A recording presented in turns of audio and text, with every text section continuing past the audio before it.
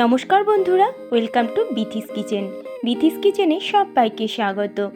ফুলকপি আর পনির দিয়ে নিরামিষ দিনে দারুণ কোনো রেসিপি বানাতে মন চাইলে এই রেসিপিটি একবার বানিয়ে দেখতে পারো। বানানো যেমনই সহজ, খেতেও হয় অপূর্ব। আজ আমি বানিয়ে দেখাবো আলু ফুলকপি পনিরের ডালনা। আর সবাইকে অনুরোধ করব রেসিপিটা পুরোটা দেখার জন্য। তাহলে চলো ঝটপট দেখে নেওয়া যাক আমি কিভাবে রান্নাটা করি। নিরামিষ ফুলকপি আলু পনিরের ডালনা বানানোর জন্য যে যে উপকরণগুলো আমি নিয়েছি এখানে দেখিয়ে দিচ্ছি। নিয়েছি ফুলকপি, পনির, আলু, কাজু, কিশমিশ, চারমগজ, আর নিয়েছি আদা, কাঁচা লঙ্কা আর একটা টমেটো। আর বাদবাকি উপকরণগুলো আমি রান্নার সময় দেখিয়ে দেব। ফুলকপিগুলো আমি একটু ছোট ছোট করে কেটে নিয়েছি, আর কেটে নেওয়ার পরে আমি একটু লবণ জলে ভিজিয়ে রেখেছিলাম। তারপরে লবণ জলে 10 থেকে 15 মিনিট ভিজিয়ে নেওয়ার পরে আমি এগুলো তুলে নিয়েছি। এবার প্রথমেই আমি মশলাগুলো তৈরি করে নেব। তার জন্য একটা মিক্সিং জারের মধ্যে আমি টমেটো, আদা আর কাঁচা লঙ্কাটা একটা মিহি পেস্ট তৈরি করে নেব। তারপরে ভিজিয়ে রাখা কাজু, কিশমিশ আর চারমগজেরও একটা মিহি পেস্ট তৈরি করে নেব। এইবার রান্নাটা শুরু করব। তার জন্য কড়াইতে দিয়ে দিলাম সাদা তেল। তেলটা এবার ভালোভাবে গরম করে নেব। তেল গরম হয়ে গেছে। এবার ওর মধ্যে আমি প্রথমেই ডুমু করে কেটে রাখা আলুগুলো ভেজে নেব। আলুর মধ্যে আমি একটু সামান্য লবণ দিয়ে দিলাম। লবণ দিয়ে আলুগুলো খুব ভালোভাবে লাল লাল করে ভেজে নিতে হবে। ঠিক এইরকমভাবে আলুগুলো আমি ভেজে নিয়েছি। এইবার আলুগুলো তুলে রাখবো। আলুগুলো তুলে নেওয়া হয়ে গেছে। এবার ওই তেলের মধ্যেই আমি ফুলকপিগুলো ভেজে নেব। ফুলকপিগুলো একটু লাল লাল করে ভেজে নিতে হবে। ফুলকপি ভাজার সময় আমি কোনো লবণের ব্যবহার করব না। আর যদি ফুলকপি লবণ দিয়ে ভাজা হয় তাহলে কিন্তু ফুলকপি একদমই গলে যাবে। মিডিয়াম টু হাই ফ্লেমে ফুলকপিগুলো ভেজে নেব। দেখো ফুলকপিগুলো ভাজা হয়ে গেছে। এইবার ফুলকপিগুলো আমি তুলে নেব। দেখো ঠিক এইরকম লাল লাল করেই কিন্তু ফুলকপিগুলো ভেজে নিতে হবে। ফুলকপিগুলো তুলে নেওয়া হয়ে গেছে। এবার পনিরগুলো ভেজে নেব। পনিরগুলো আমি মিডিয়াম টু লো ফ্লেমে ভাজবো। হাই ফ্লেমে পনির ভাজলে পনিরগুলো একদমই পুড়ে যাবে আর খেতে ভালো লাগবে না। পনিরের মধ্যেও আমি এখানে লবণ ব্যবহার করব না। পনিরগুলো হালকা একটু ব্রাউন কালার হয়ে আসলে পনিরগুলো আমি তুলে নেব। দেখো পনিরগুলো এপিট ওপিট করে ভাজা হয়ে গেছে। এবার পনিরগুলোও তুলে নিচ্ছি। পনিরগুলো তুলে নেওয়া হয়ে গেছে। এবার ওই তেলের মধ্যে আমি ফোড়নে দিয়ে দিচ্ছি সামান্য একটু গোটা জিরে, আর দিয়ে দিচ্ছি একটা তেজপাতা, আর দিয়ে দেব 2টো এলাচ, আর সামান্য একটু দেব জয়িত্রী, দারুচিনি, লবঙ্গ। এবার এই ফোড়নটাকে ভালোভাবে একটু ভেজে নেব যতক্ষণ না পর্যন্ত ফোড়ন থেকে একটা সুন্দর গন্ধ আসছে। ফোড়নটা ভেজে নেওয়া হয়ে গেছে। এবার এর মধ্যে আমি দিয়ে দিলাম টমেটো, আদা আর কাঁচা লঙ্কার পেস্ট।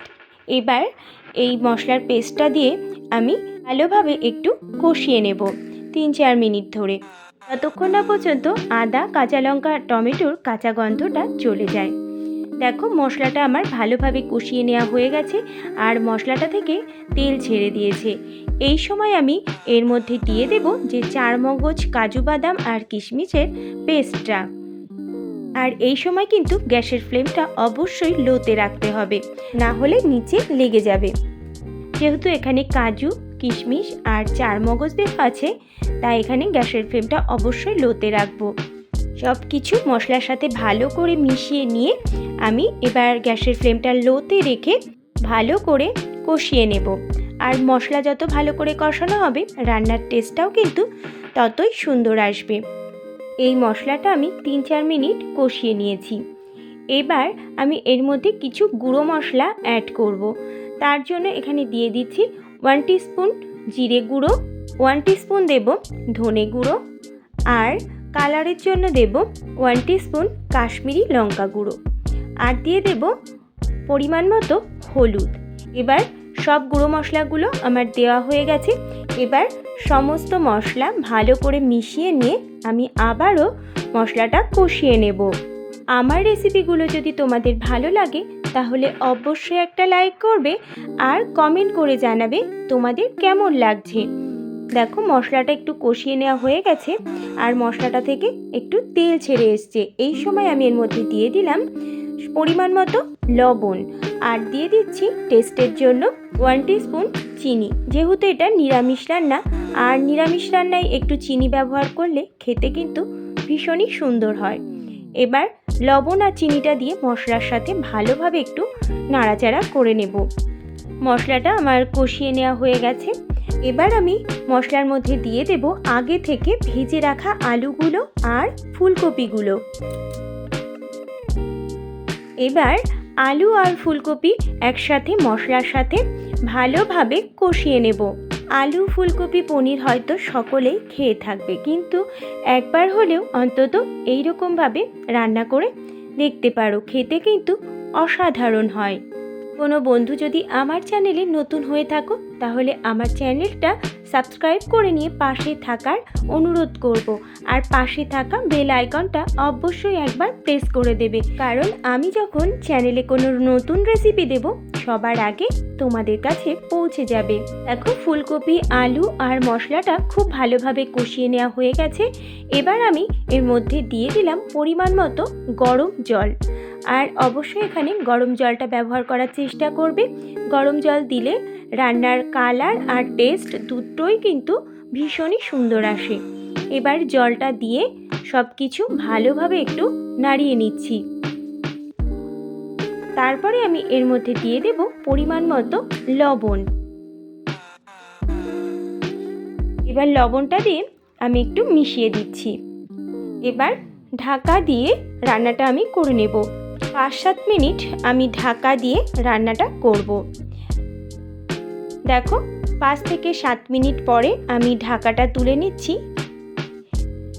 ঢাকাটা তুলে নিয়ে আমি একটু নেড়ে নিচ্ছি। এই সময় কিন্তু আমার ফুলকপি আলু সব কিছুই ভালোভাবে সেদ্ধ হয়ে গেছে। এইবার আমি এর মধ্যে দিয়ে দিলাম ভেজে রাখা পনিরগুলো দিয়ে খুব বেশি কিন্তু আমি ঝোলের সাথে ফোটাবো না। দেখো পনিরটা দিয়ে মিশিয়ে দিয়ে আমি আবারও 2-3 মিনিট মিডিয়াম ফ্লেমে ফুটিয়ে নেব। রান্নাটা প্রায় আমার হয়ে গেছে। ফাইনালি এর মধ্যে আমি দিয়ে দিলাম পরিমাণ মতো গুঁড়ো গরম মশলা আর দিয়ে দিলাম 1 টিস্পুন ঘি। নিরামিষ রান্না যেহেতু আর ঘির ব্যবহার এখানে করতে হবে। দেখো ঘি গরম মশলা দিয়ে ঝোলের সাথে একটু মিশিয়ে দিলাম। তারপরে আমি গ্যাসের ফ্লেমটা অফ করে দেব। তারপরে 5 মিনিট স্ট্যান্ডিং টাইমে রেখে আমি গরম গরম সার্ভ করব। দেখো তৈরি হয়ে গেছে আজকে আমাদের নিরামিষ ফুলকপি আলু পনিরের ডালনা।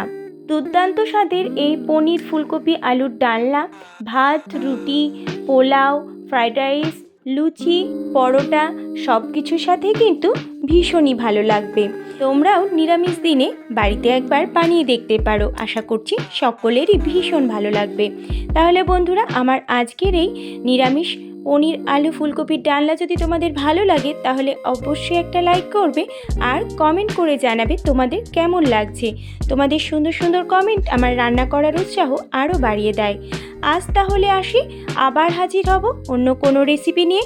ভালো থাকবে, সুস্থ থাকবে, আর আমার রেসিপিটা আমার সাথে থেকে পুরোটা দেখার জন্য সবাইকে অসংখ্য ধন্যবাদ।